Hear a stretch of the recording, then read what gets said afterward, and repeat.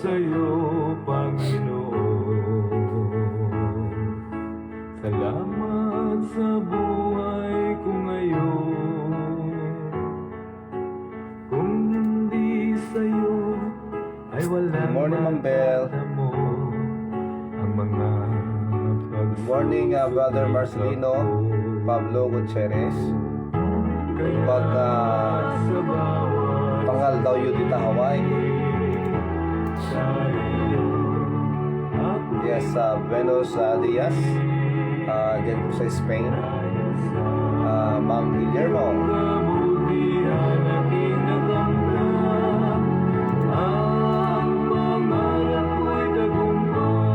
Salamat sa Diyos, araw na to, araw niya, araw na linggo dito sa Pilipinas. Salamat sa Kanya. Salamat sa buhay na ibinigay niya sa atin. Ang kailanman sa'yo ay hindi magbibitaw. Sa buhay ko'y ikaw ang siyang tanglaw. Salamat sa'yo, Panginoon. Salamat sa buhay ko ngayon. Good morning, Meredith Dedet Maningas. Good morning, Manang Merly. Good morning, David Ascension Maningas Jr. Kay Neneng, kay Rosalie, magandang oras sa inyo lahat. At pati na rin kay Parang Litchi dyan sa Pasig City.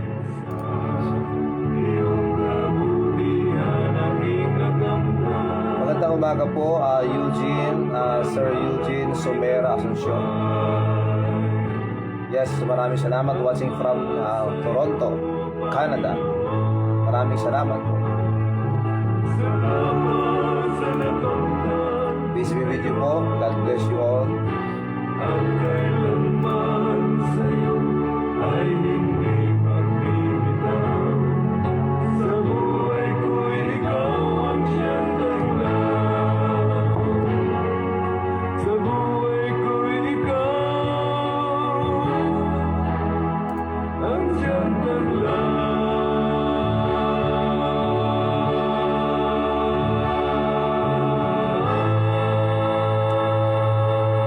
Salamat sa iyo, Panginoon. Ayan po. So, magandang umaga po sa ating lahat. Ito po ang inyong lingkod, si Brother Rafi.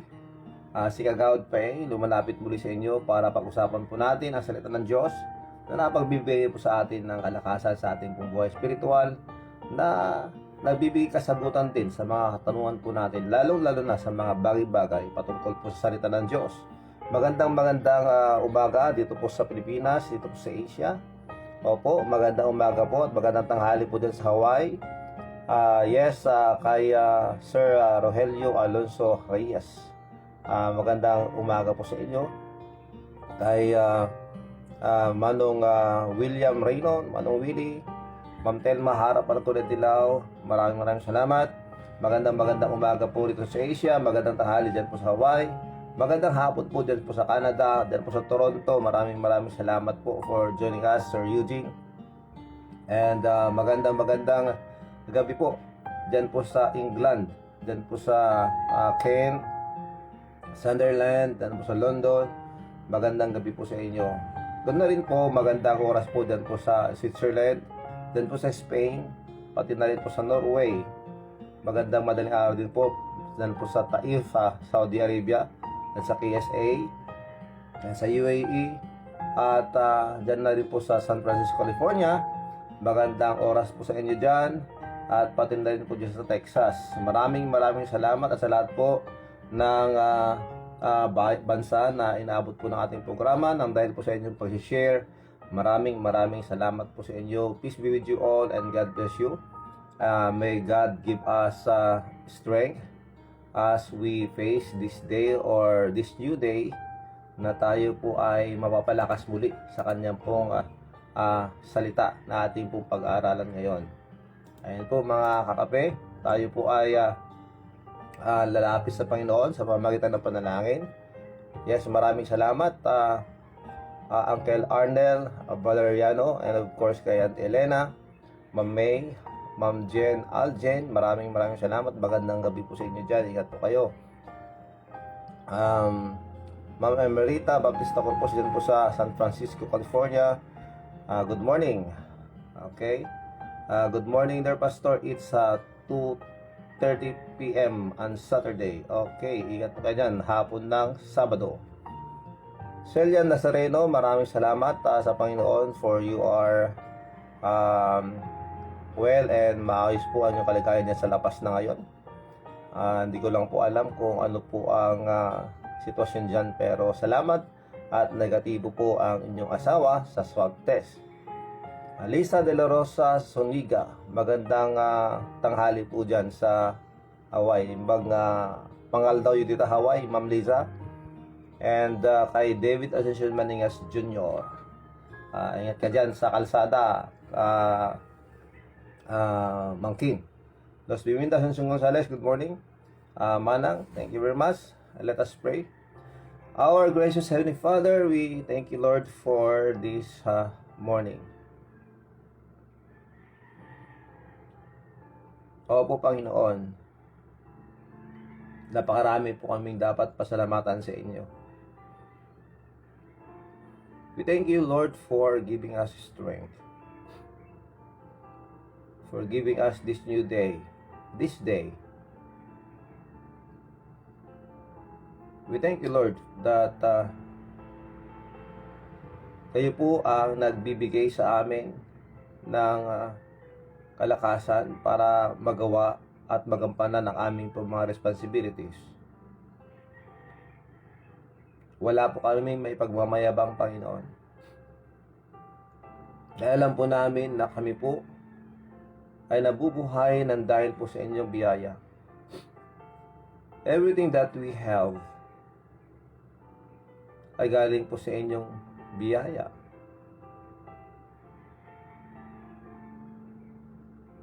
Ina-acknowledge po namin, Panginoon, na lahat po ng mga dumating sa aming pong buhay na mga pagpapala ay ayon po sa inyong awa at ganoon din po, Panginoon, sa inyong biyaya. We thank you even, Lord, for the testings of life, trials. Dahil alam po namin, Panginoon, that ginagamit niyo ang mga ito para po kami ay lalong mapalapit sa inyo. At kami po ay lumago sa aming pong buhay espiritual. Nilalapit po namin sa inyo, Panginoon, ang bawat nanonood ngayon, sa lahat po ng mga nakikinig, that you may please bless their lives and their families. As you can see and you know what is in our hearts, Lord, you know also our motives. Kaya please, Lord, sa mga kasama namin ngayon, alam ko po, Panginoon, that they have that desire to be fed, to learn more about your word. Kaya, Panginoon, ano po ang kanilang pong mga prayers or requests, wishes? Maybe they are asking for help from you because of their situations, going through hardship in life, difficulties, obstacles. Sa mga nailaan po, Panginoon, ng comfort, Holy Spirit, we believe in you. Encouragement, protection, guidance.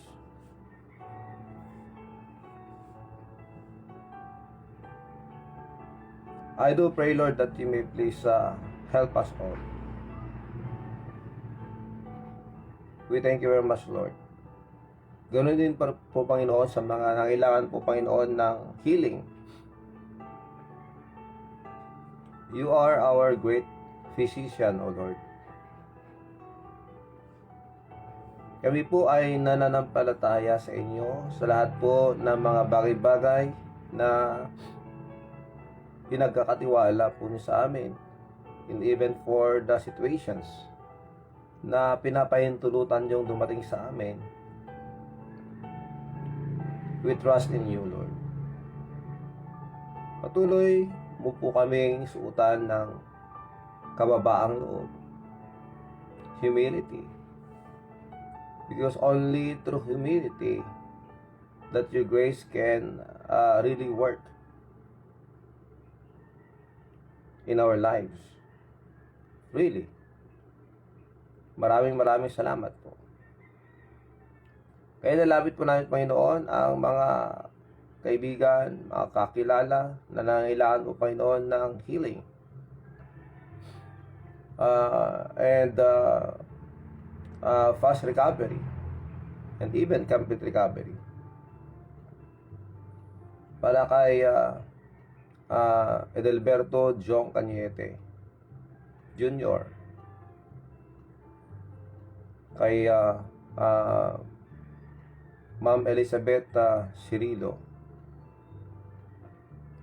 Natalie Cheng, Manang Irene Laborte, Sir Nemesio Alipi Jr., Sir Alcaraz, kay Ma'am Trinidad Cabigon, kay Ma'am Geraldine Manuel, Sir Benz Alpapara Carla, Drami Karame, Chiki Alonso, Auntie Marilyn Raca Alonso, LD Alonso, kay Manong Rafael Ragasa, Ilyong Asuncion. We pray also, Lord, for healing po and complete recovery kay Janelle Sharp. And please, Lord, provide also their needs. Bantayan mo po even her family at bawat sa amin. Patawarin po ninyo kami, Panginoon, sa lahat po ng aming pong mga pagkakasala, sa lahat po ng aming pong isipang may kalikutan, mga naisip po na hindi po tama, mga nasabi po namin na masama at nakapagbigay ng samang loob sa iba. Patawarin po ninyo kami. Even po sa aming pong mga kinikilos at pag-uugali na hindi po kaaya-aya sa inyo. Panginoon, patawarin po ninyo kami. Maraming salamat po sa pagkakataong ito na kami po ay magkakasama para po sa inyong salita for your glory. I do pray, Lord, even for your protection to all of us, sa mga frontliners, mga medical staff, mga doctors, nurses, mga PNPs, and even sa mga barangay frontliners, barangay officials, to our mayor, to our governor. Just give wisdom to them and just protect them also, and give them that heart that as they serve, that they do serve the constituents as they serve you faithfully. Please, Lord, continue to give a strength, a good health to our president, and decisions, wisdom sa kanyang pong mga magiging desisyon, and of course, Lord, unity and harmony and love sa Senate, sa Congress, sa lahat po ng komunidad. We do pray for the leaders of our communities, wherever we are, that you may please bless them. We thank you very much, Lord, even for the educators, for their patience. Please grant them good health and strength as they are busy getting ready for the education of our children. Give wisdom also to the learners who are studying online and even on modules, through modules. Maraming salamat po, Panginoon, for everything. Bless, Lord, the birthday celebrants today, and to those who will celebrate the anniversaries, that they may use this new chapter of their lives, praising you, glorify your name, Panginoon. Nilalapit po namin sa inyo si Christine at Nilaw sa kanyang pong kalagayan. I do believe, Lord, that there is always reason for everything. But we are begging you, Lord, to please continue to work in his life, in her life, and even on the officers, that they may give her another chance. At maayos po lahat, and even provide their needs, even her family needs, as well as good health, Panginoon. And the son of Cash Lisa Asuncion, that you may please continue to bless them and direct his life, and whatever their family feud, that it will be settled. Maraming salamat po. Sa mga taga-DILG, we pray for the wisdom that you will give them. Sama na dyan po sa CSWDO, kay Ma'am Sandra Dumrigue, and all of them, dear Lord. Please, Lord, protect them also. Sir Bernard Abad and his family. Bless them, strengthen them, and all of us. Sa mga nandyan po sa abroad, please, Lord, comfort them, and please, Lord, give them also that calmness, that ang kanilang po mga mahal sa buhay sa Pilipinas, that they will be in a good condition. Please, Lord, protect them also, and please provide their needs, provide our needs every day, O Lord. We thank you very much, Lord, for everything. And now, Lord, as we learn from your word, please bless the prayers of everyone, and even those who are looking for work or job, that you may please provide for them, and please provide the needs of their and their family. Sa mga mayroon pong business, that you may please use them mightily as they serve you and be a blessing to their employees. At ganoon din po sa mga nagtatravel, please, Lord, protect them. Mga appors, ilayo po sila, Panginoon, sa infection ng COVID-19. And Lord, we are begging you to please tanggalin niyo na po, Panginoon, ang virus na ito sa buong mundo. Pero according pa rin po sa inyo pong kalooban, we trust in you, Lord. Maraming salamat po for your love to us, for giving us life, and for protecting us. We thank you very much. Bless us all. Bless your word. Use your servant. And we thank you very much in Jesus Christ's name. Amen and amen. Maraming salamat, mga kape, for your patience at sa pagsama sa panalangin. Okay, so as we continue on, our time now is for 5:48. So we will listen to this song, and then we will proceed to our devotion, or to the learning, or for listening to the Word of God. Okay, so let us listen to this song. Wag mo sanang isipin. Ayan, by Brother Edgar Alonso, dyan po sa Sunderland, England. Isa pong awiting pag-encourage sa lahat na huwag pong mawalan ng pag-asa, because God will never leave us nor forsake us. Huwag mo sanang isipin, hindi kita nagtatanaw. Amen. Huwag mo sanang isipin, iniwanan na kita.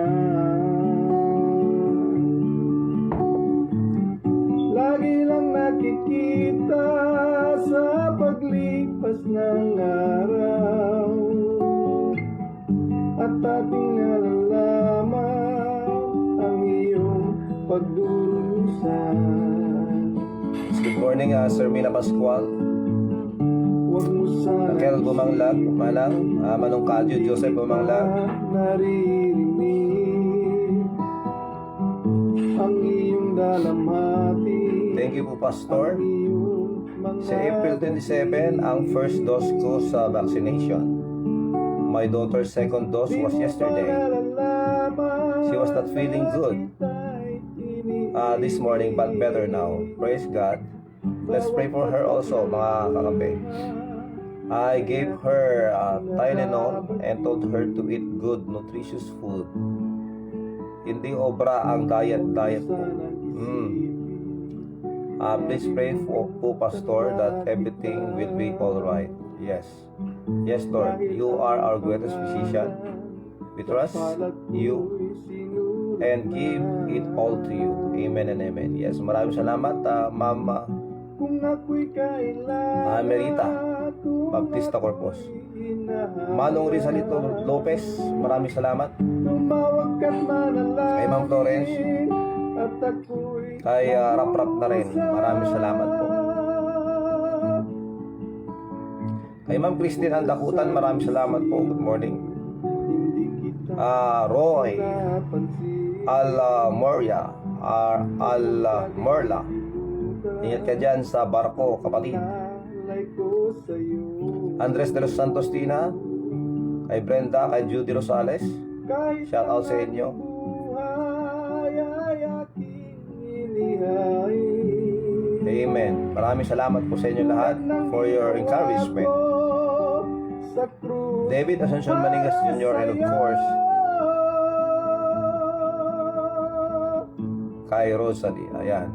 Huwag pa nang isipin, nalimutan na kita. Dahil ang iyong pangalan sa palad ko'y sinulat na. Kung ako'y kailangan, kung ako'y hinahanap, tumawag ka't manalangin at ako'y mangungusap. Huwag mo sanang isipin, hindi kita pinapansin. Huwag mong kalilimutan ang inalay ko sa'yo. Kahit ang aking buhay ay aking inihain. Amen. Salamat, Panginoon. Tulad ng ginawa Thank you, Lord. ko sa krus para sa'yo. Amen. Huwag mo sanang isipin, hindi kita minamahal. Ang katotohanan, kita'y minamahal. Yan po ang awitin ng galing po kay Brother Chairman Edgar Alonso. Huwag mo sanang isipin. Ayan po ang bagay na kailangan nating laging isipin. Ano po? Dahil po ang Diyos hindi po nagkakamali sa mga ginagawa niya at pinapahintulutan niya mangyari sa ating pong buhay. Bagkos sa lahat ng ito, kailangan nating magtiwala sa Kanya at laging lumapit at ibato sa Kanya lahat ng ating pong mga problema. Because He told us to cast everything to Him. Cast all your cares to Him, for He cared for us. That's what He said. So, kailangan nating isipin na ang Diyos gusto niya palagi na tayo po ay masaya. Kahit sa kalagitnaan ng pandemya, difficulties in life, we should learn to praise God and to show our gratitude. Because ang sabi po ng Diyos sa ating, in everything give thanks. Opo. Hindi niya sinabing in every success lang ng ating pong buhay. Hindi lang po sa kaginhawaan. Bagkus sa lahat po ng mga sitwasyon sa ating pong buhay, we should learn to praise God and to thank God for that. Tayo po ay pinapahintulutan pa niyang nabubuhay. At ibig sabihin na meron pang dahilan kung bakit nandito ka pa. There is something that we should do as God gave us life. Opo. Kaya salamat sa Panginoon, and kailangan nating laging tanungin ang ating sarili sa lahat ng mga dumadaan sa ating buhay, sa mga sitwasyon, kung gaano po natin may pakita, kung paano natin may pakita ang ating pag-ibig o pagmamahal sa Kanya. Gaya nga po ng sinasabi ko sa inyo palagi, hindi po natin ma-question ang pagmamahal o pag-ibig ng Diyos sa atin, dahil alam po natin na ang Kanyang pong pagmamahal ay para sa lahat na binigay sa atin ay wala pong pagkukulang. Kaya salamat sa Diyos. And now, yesterday ang pinag-usapan po natin ay kung ikaw ay o tayo ay nagmamahal sa Diyos, kailangan nating humiwalay at ilayo ang ating sarili sa mga makabundong gawain, mga worldly pleasures in which we cannot bring to heaven. Dahil lahat po ng ating pong mga pag-aari na ating pong nakolek o ating pong nakamtan dahil po sa ating pong pagpupursigi sa buhay. Praise God for that. Salamat sa Diyos. Pero ang sinasabi ng ating pong banal na kasulatan na huwag po tayong mag-focus sa kanila. Huwag po nating ibuhos ang ating pong emosyon, oras sa kanila, dahil kung gagawin natin yon, sila na ang may hawak sa atin, and they will control our lives. Of course, as God prosper us, habang ang Diyos ay pinagpapala po tayo, lalo po tayo nalapit sa Diyos at gampanan yung dahilan o kadahilanan kung bakit buhay ka pa ngayon. And we are here to glorify God. Tayo naririto para gumawa ng mga kalugod-lugod sa harapan ng Diyos. Na alam naman natin na napakaraming mga pagsubok o mga tukso sa buhay. Because the devil don't want us to be a blessing to God and be a blessing to others. That's why the devil is always there to whisper. Siya po ay bumubulong sa atin, huwag mong gawin yan. Hindi maganda, mawawala yung business mo, malulugi ka. Huwag kang ganyan. Itigil mo na yung ginagawa mo yan na maging blessing sa iba. And even yung panalangin mo, walang kwenta yan. Kaya huwag ka lang manalangin. Huwag ka lang magbasa ng Biblia. Huwag ka lang makinig ng salita ng Diyos. Wala kang mapapala dyan.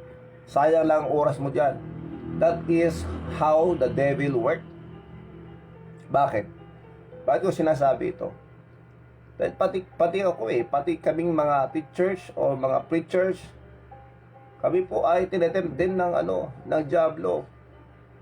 Alam nyo, napakaraming ginagamit ng diablo para ma-distract po kami at para mahinto yung ating pong desire na magturo ng salita ng Diyos. Because the devil is so crafty. Tuso ang diablo. Ginagawa niya lahat para mahinto lang ang pagtuturo ng salita ng Diyos. But because of the grace of God, dahil sa biyaya ng Diyos, tayo pa rin ay nakakapagpatuloy dahil nga po alam natin na ang buhay natin dito sa mundo meron pong hangganan. At hanggang kailan tayo maglilingkod sa Kanya. pag tayo hinang-hina na at wala natin magawa. That's why we who are still strong, na mas malusog pa tayo kaysa iba, kailangan natin gamitin ang ating pong energy para sa Panginoon. Na habang ikaw ay nagtatrabaho, find a way that you can be a blessing. Especially by prayer. Yung panalangin po natin sa kapwa, napakalaking tulong na po yun. Napakalaking boss na po yun sa ating pong buhay spiritual. Kaya kailangan nating maging mapanuri sa lahat ng ating ginagawa. And let us not waste any moment na hindi po natin nabibigyan ng kaluguran ng Diyos. So meaning, maging honest po tayo sa trabaho, and we can serve God by that, through that, na maging masipag po tayo para makita po ng ating pong mga employer o ng ating mga employee na tayo po ay naiiba sa lahat. Because we are doing this for the glory of God. Because in Matthew chapter 5 verse 16, lagi po natin binabanggit ito, na napakalaking responsibilidad ng isang anak ng Diyos. Let your light so shine before men, that they may see your good works. So we are doing these good works in order for the Father to be glorified, that they may see your good works and glorify our Father in heaven. Tayo po ay gumagawa ng kabutihan sa kapwa kahit hindi po tayo nakikita. That's what God wants us to do, because He knows everything about us. And anything we do, everything we do, everywhere we go, alam ng Diyos yan. Kaya lang pakahalaga mga kakape, na kahit mag-isa po tayo, isipin natin, paano ko ba may papakita ang pagmamahal ko sa Kanya ngayon? So what will I do? So, look for ways na ating pong may pakita ang pagmamahal natin sa Diyos. And now, kagaya po ng napag-usapan natin kahapon, to separate from the world. Because God doesn't want us to be influenced by the worldly practices. This world system na maraming may mga corruption, okay? Siguro nadulas yung aking dila na maraming corrupt, di ba? Totoo naman yun eh. Hindi natin mapagkakailayan. Makinig ka sa radyo, manood ka sa YouTube, mga babalitaan natin sa TV, corruption, di ba? Kaya if they practice to do those things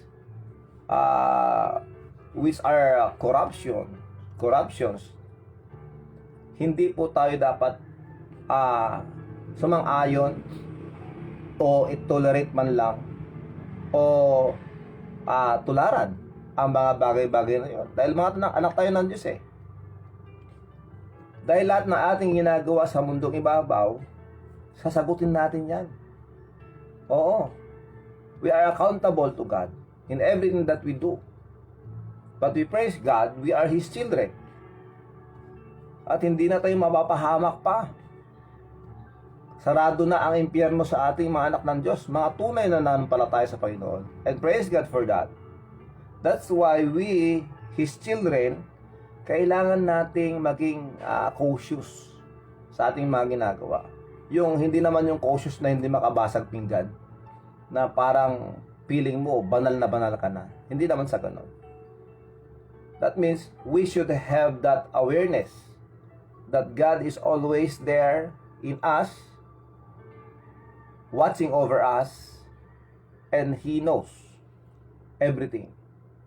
And by that, we can have that fear of the Lord na kailangan po natin. Diba sinasabi natin, sana sa ating mga anak, lumaki sila na may takot sa Diyos. Ano ibig sabihin na may takot sa Diyos? That they are always aware, and we are always aware that God is always watching us, watching over us. And He knows what's inside of our hearts and minds. Kaya kailangan nating maging cautious and careful sa ating pong mga kinikilos mga kakape. So, love not the world. That's what the Bible says in 1 John chapter 2 verse 15 to 17. Love not the world, neither the things that are in the world. Huwag nating i-focus yung ating pong emosyon at atensyon at lahat ng ating pong strength sa mga bagay-bagay na yaman sa mundong ito. Dahil, ang sabi ng Diyos, lay up not treasures here on earth. Huwag kayong mag-ipon ng kayamanan dito sa lupa na kung saan may mga magnanakaw, may mga anay, at may kalawang nasisira. Okay? So if you have those, salamat ka sa Diyos. God bless you that much. And we should thank God for that. And you should use your resources as God bless you for the furtherance of the gospel. Para makatulong po tayo na maisiwalat ang salita ng Diyos sa buong mundo. Because that is our mission. That is our responsibility.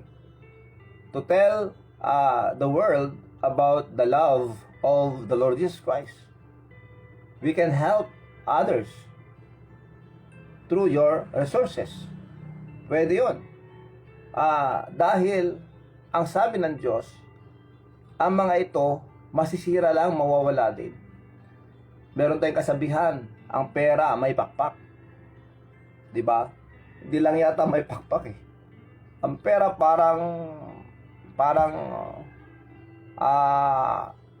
buhangin na habang hinahawakan, nalalaglag. Money come and goes. Diba? Ganon yun. Ganon yun.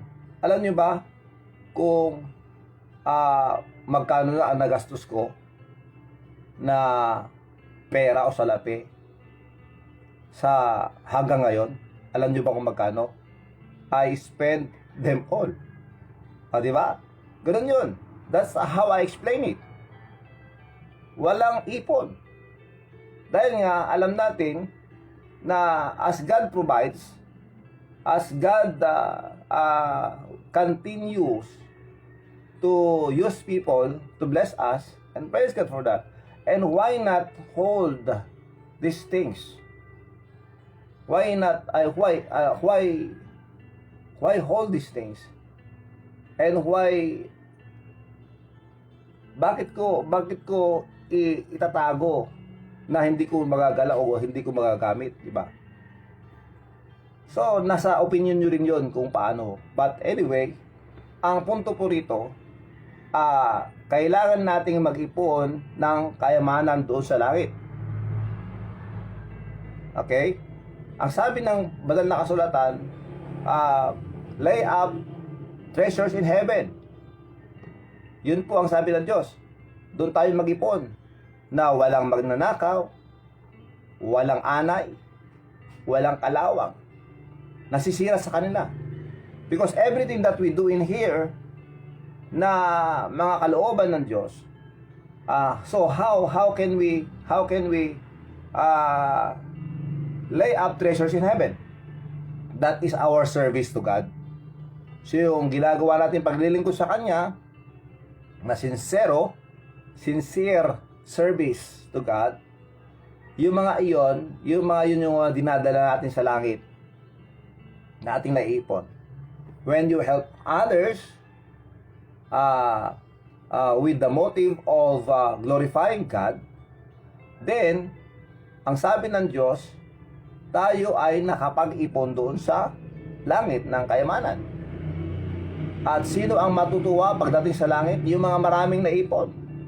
Dahil mas marami siyang dadalhin sa paanan ni Kristo, sa ating Panginoon Kristo, na paglilingkod.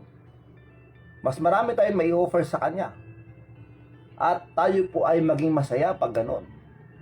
Sino yung mga malungkot sa langit? Yung mga walang ginawa. kundi yung ah, pinasaya lang yung kanyang buhay dito sa mundo na hindi niya inisip kung ano yung magagawa niya para sa Diyos. Meron ba ganon? Meron. Kasi ang isang anak ng Diyos na pag siya tumanggap sa kanya, siyempre naging anak ng Diyos, at hindi siya naglingkod sa Diyos at ginawa lang niya ang kanyang kagustuhan, in word, there's a question on the back of that person kung totoo nga ba siya nampalataya o hindi. But we cannot judge them because hindi natin alam kung ano yung ginawa niya nung sumampalataya siya, kung totoong tumanggap siya sa Panginoon Kristo. Remember Lot, si Lot, na pamangkin po ni Abraham. Wala po tayong makitang magandang ginawa niya. Pero siya po ay anak ng Diyos. Siya ay nanampalataya sa Diyos. Pag ikumpara po natin si Abraham at saka si Lot, talagang sabi natin si Abraham talaga the father of faith. Ginawa niya ang kalooban ng Diyos sa buhay niya. And praise God for that. Makikita natin yon. Nakikita natin sa kanyang ginawa sa testimony niya. But here, Lot is a Christian who live worldly. Pero siya anak ng Diyos. Anong pagkakaiba? Yung ginawa nila. Pero anong pagkakatulad nila? Pareho silang anak ng Diyos. So when they reach heaven, anong mangyayari? Anong nangyari? Siyempre, mas masaya yung mas maraming nagawa para sa Diyos kaysa kay Lot. Di ba? Si Lot, siguro hiyang-hiya sa harapan ng Diyos yun. Nasa Biblia yan sa Corinthians. All our services na ginagawa natin dito sa ibabaw ng lupa, lahat yan matitest by fire. Okay? So, kung wala pong sandali lang po, babasahin ko po sa inyo para mas maganda po ang ating usapan.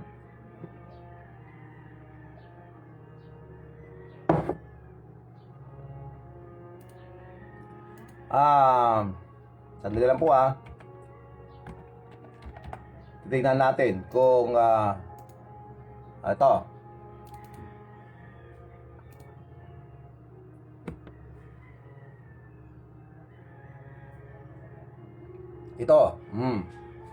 For other foundation can no man lay than that is laid, which is Jesus Christ. In 1 Corinthians chapter 3. Now if any man build upon this foundation gold, silver, and stones, wood, hay, stubble. Tingnan nyo. Ang mga rewards natin sa langit. Ito, makinig kayo. Ang maging rewards natin, magiging gantimpala natin sa langit, gold, silver, precious stones. Meron pa nadagdag na wood, kahoy, hay, stubble, dayami. Okay? Merong mga bagay-bagay that will last and remain. May mga bagay-bagay din matatanggap tayong mga nasusunog. At anong mangyari? In verse 13 of 1 Corinthians chapter 3, it says, every man's work shall be made manifest, for the day shall declare it. Yung time na yun, naharap tayong lahat, because we are all accountable with the things that we are doing here, dito sa lupa. Tayo mga anak ng Diyos. Okay? So, every man's work shall be made manifest. So, lahat ng ating mga ginawa, na paglilingkod sa Panginoon, maririwardan po yan. But, ang reward po natin, depende kung ano po yung motibo natin sa ating paggawa. So, hindi lahat ng ating paglilingkod ay naririwardan ng mga gold, silver, and precious stones. Bakit? Meron ding mga paglilingkod na pakitang tao, di ba? May mga paglilingkod na pinagbibigyan lang natin ang kapwa. Yung ginagawa lang natin para wala lang silang masabi. Yung paglilingkod na yun tama, pero yung motibo hindi po tama. Kaya meron din pong reward yan. Ano ang reward yan? Wood, kahoy, dayami. Mga bagay-bagay na nasusunog at nawawala at nagiging abo. So, ang sabi dito, every man's work shall be made manifest, for the day shall declare it, because it shall be revealed by fire. So, lahat ng ating pong mga nagawa para sa Panginoon na naipon doon sa harapan natin, pag tayo harap na sa Panginoon Kristo, sa judgment seat of Christ o sa Bema seat na sinasabi natin. Okay? So lahat ito, siguro gabundok yung ating pong reward. Pero, yung ating pong mga reward na yan, dadaan sa apoy. Okay? And the fire shall try every man's work of what sort it is. At doon makikita. Doon mapapatunayan kung gaano ang ating pong paglilingkod sa Diyos. So dadaan yan dun sa apoy. So what do you think what will remain?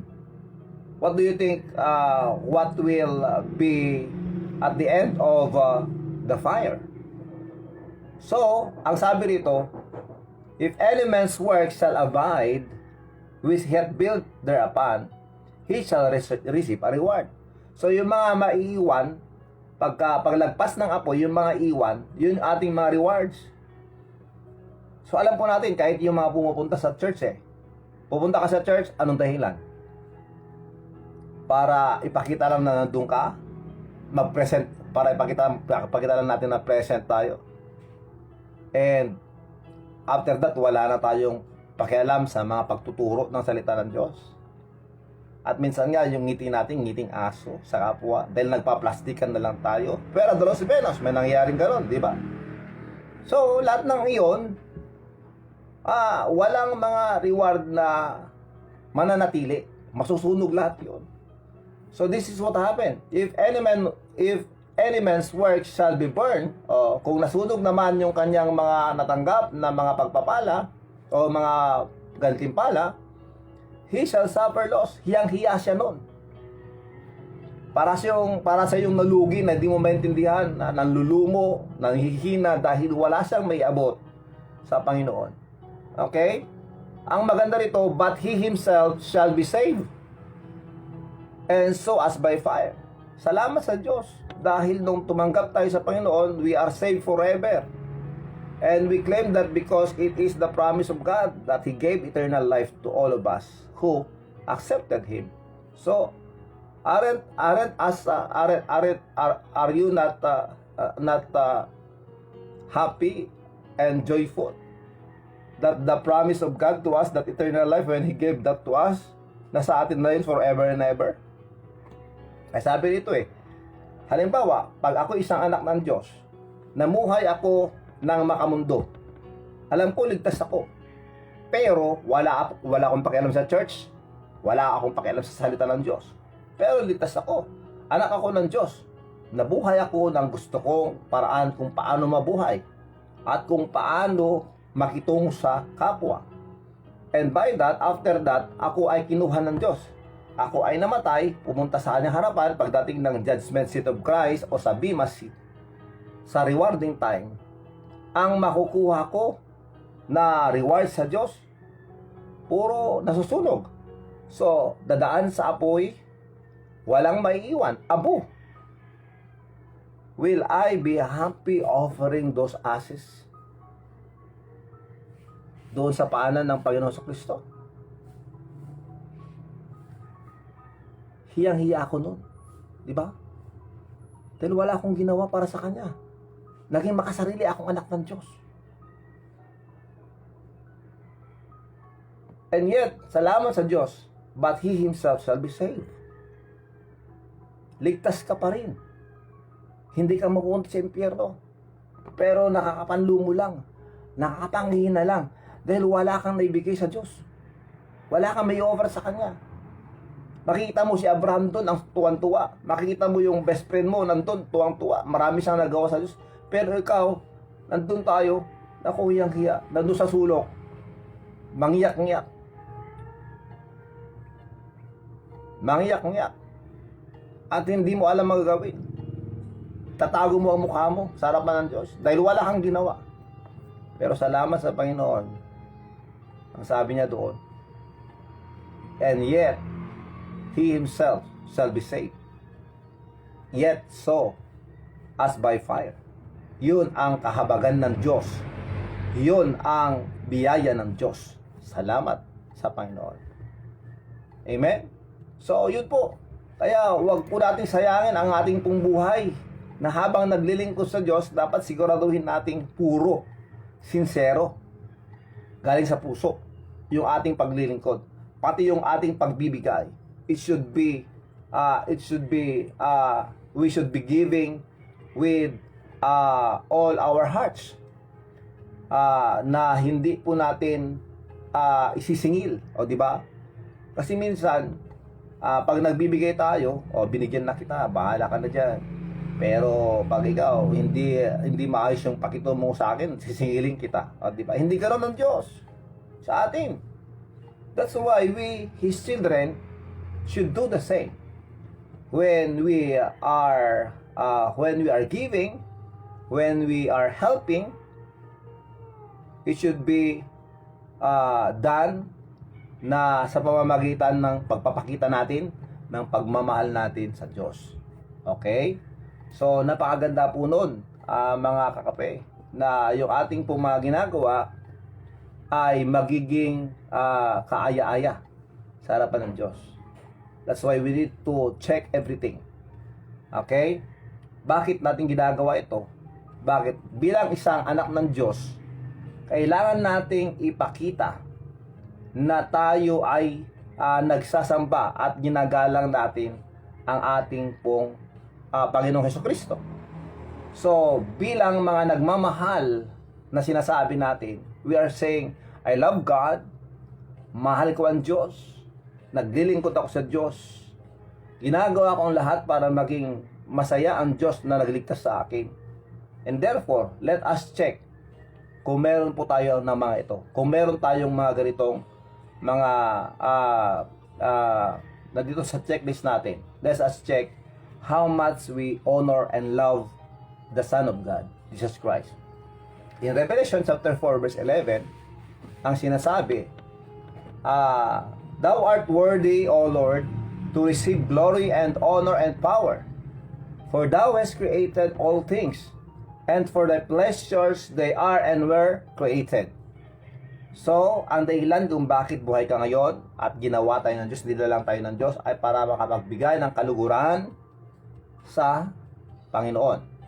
So, to honor the Son of God is a great privilege. Ito po ay isang pribilehyo, yung paggalang, pagsamba, paglilingkod sa ating pong Panginoong Hesukristo. It is a privilege. So when it is a privilege, that means every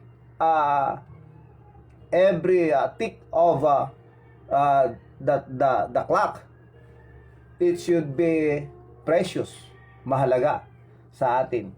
Dahil yung isang minuto na wala po tayong ginawa, kung ginamit natin yon sa panalangin, ang haba ng isang minuto para panalangin, mga kakape. Every time we should do our best. Yes, we are humans, nakakalimot. That's why we need to be reminded. Amen.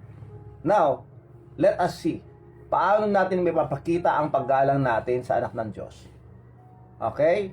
We should honor Him by trusting Him. We should trust Him. Magtiwala tayo sa Kanya. Bakit? Yun ang papapakita ng ating pananampalataya. Dahil ang sabi ng Hebrews 11:6, but without faith, it is impossible to please Him. Hindi po matutuwa ang Panginoong Diyos sa atin kung wala tayong pananampalataya sa Kanya. At ang pagpapanampalataya natin, ang pananampalataya natin sa Kanya ay may papapakita sa pamamagitan ng ating pagtiwala sa Kanya sa lahat ng ating mga ginagawa. Proverbs chapter 3 verse 5 and 6. Trust in the Lord with all thine heart, and lean not unto thine own understanding. Magtiwala tayo sa Panginoon sa lahat ng ating puso, with all our hearts. At huwag kang umasa sa iyong sariling katalinuhan. Huwag kang magdepende sa sarili mong kaalaman. Bakit?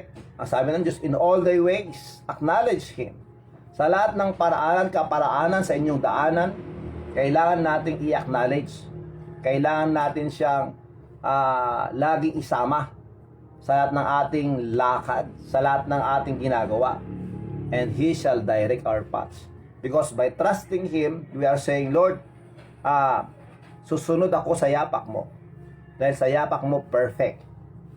So, kung meron mang pag-uusig, mga problemang darating, alam ko, ikaw, pinagdaanan mo yan. And I am willing to accept that. So, kahit saan ka pupunta, kung saan mo ko dadalhin, then, susunod po ako. I will follow you.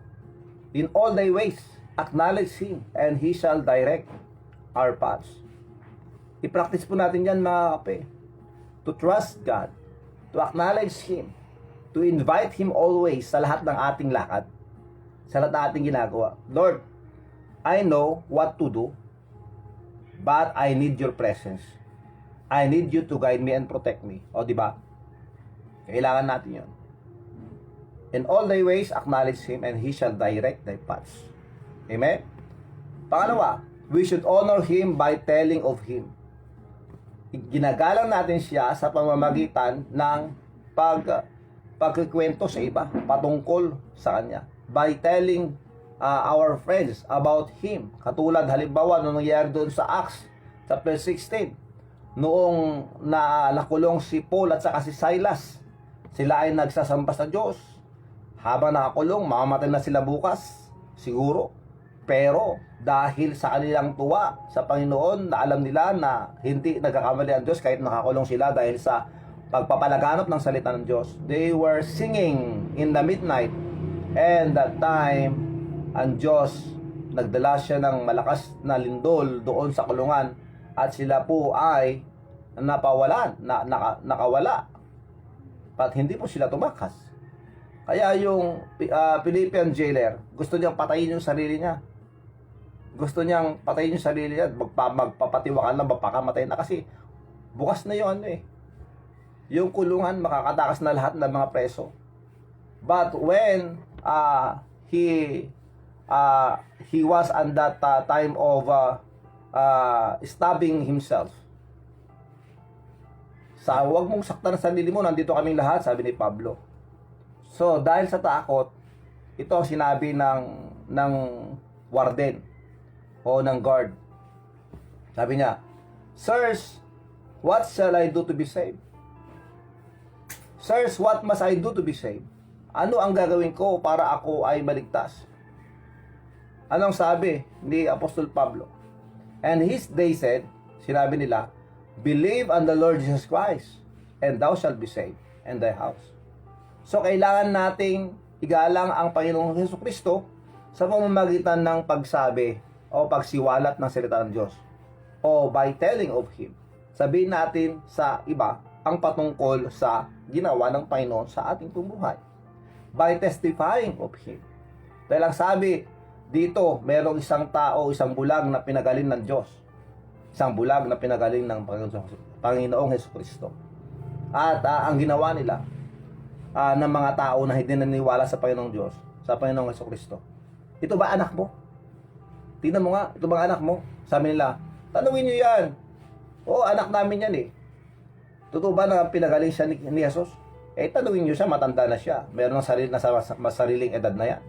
May sariling mag-isip. Tanungin nyo siya. So they asked this blind men who were healed by God, nakakita siya. Then again called they the men, in John chapter 9 verse 24 and 25. Then again called they the man that was blind, and said unto him, give God the praise. We know that this man is a sinner. Dahil gumaling ka, nakakita ka, ibigay mo sa Diyos ang pagsamba at pagpupuri. Dahil si Jesus na sinasabi mo, makasalanan yan. Violator yan ng Sabat. O, di ba? Sabi nila sa kanya. Pero ang sabi ng blind men that were healed by God, nakakita siya. He answered and said, whether he be a sinner or no. Kahit na sinasabi niyong siya ay makasalanan o hindi, hindi ko alam yun. Wala akong pakialam doon. One thing I know, sabi niya, one thing I know, that whereas I was blind, now I see. Ang pagkakalam ko at sigurado, ako ay isang bulag, pero ngayon ako ay nakakakita na. Purihin ang Diyos. Yun po ang pagpapakita ng paggalang sa Diyos by testifying of Him, by telling of Him, by trusting Him. And we will talk about this more tomorrow. Kaya ngayon pa lang, nakaka-bless na yung salita ng Diyos ng mga kakape. Huwag nating kalilimutan na sa lahat ng ating ginagawa, we should be honoring God. And that is the reason why we are still alive. Huwag po tayong magsaya ng oras dahil hindi po natin alam ang mangyayari sa atin bukas. Kaya in everything we do, Colossians 3:23, do it heartily as to the Lord and not unto men. Purihin ang Diyos. Tayo po ay manalangin. Dakilan namin Diyos. Bless each every one of us. Bless all the viewers, on all the listeners, Lord. Again, Lord, kami po ay nagpapakumbaba. Pakawanin na kami. Patawarin nyo kami. Patawarin nyo kami sa lahat po ng aming mga nagawang kasalanan. We thank you very much, Lord, for your love. We thank you for your word that truly strengthen us. Maraming salamat po. We thank you very much, Lord. We praise you and we give you all the glory. In Jesus Christ's name, amen and amen. Kaya sa lahat ng mga nanonood at nakinig ngayon, I am inviting you, kung bago kayo rito, bukas ulit, sa awa ng Panginoon, kung tayo ay buhay pa, 5:30 po. Let us join together and let us pray together na sana ang Diyos ay tatanggalin na ang pandemyang ito. Nang sa ganun maging malayo na rin tayo. Pero kung gagawin ng Diyos yan, siguraduhin natin na huwag tayong bumalik doon sa dati natin ginagawa na pansarili lang natin. Let us use this time as we are waiting upon the action or the hand of God that will clean the world out yung pandemic. Let us get ready for a bigger and larger work. And that's the spreading of the gospel or telling others about the love of our God. Let us take that responsibility, mga kakape. Maraming salamat at sa lahat ng mga birthday celebrants today, happy birthday po sa inyong lahat.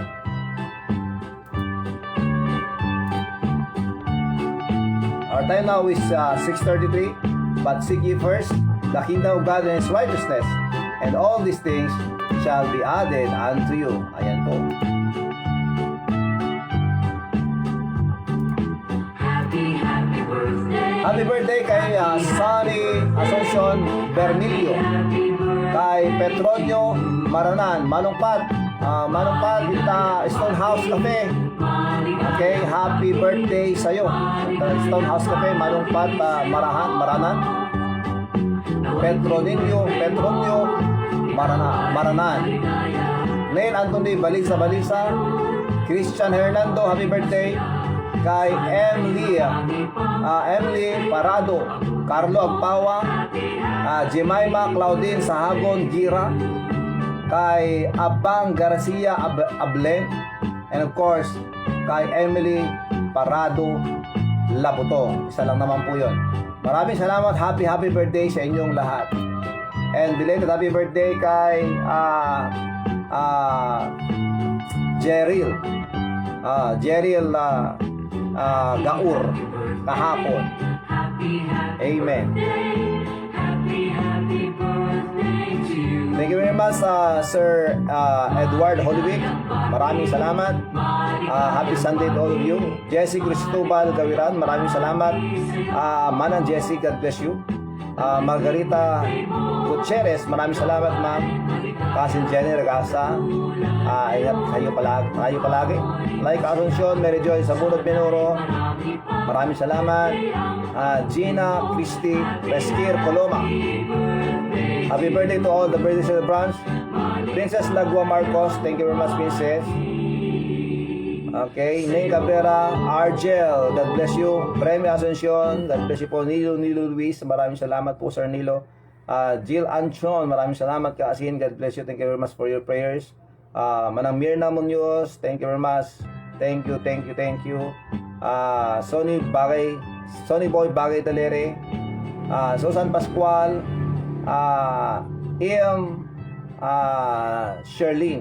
Sherlyn May Alonso, maraming salamat. Cheryl Sampayan, Canada, God bless you. Gary, of course, Sampayan. Elsie Liberato Kitoriano, maraming salamat po. Ma'am Telma, maraming salamat po. Emerita Baptista Corpo, salamat. Sir Ben Salpapara, God bless you. Jenny, dyan po sa Dubai, salamat, God bless you. At sa lahat ng kasama natin ngayon, awan tilabas na. Okay, agyaman kami launay kada kayo, ken kadagiti pinang i-share yo, kadagito yung gain tayo, adal. So, I do believe that as we continue on, God will bless us and give us that strength and have that desire, lalo na pag nawala ng pandemya ito, let us go out and spread the gospel. Tell others about Jesus Christ. Amen. So, ayan po mga kakape. So, mulit-muli, maraming salamat and happy birthday and happy anniversary sa lahat po ng mga birthday kahapon, birthday ngayon, birthday bukas. Advance na din po tayo. Happy birthday po sa inyo sa lahat po ng mga magbe-birthday ngayong April. Sir Bernard Abad, of course your mother and your sisters, happy birthday sa inyong lahat. Sa lahat ng April celebrants, hindi po April Fools ito, April Truth. Okay? So, April genuine, di ba?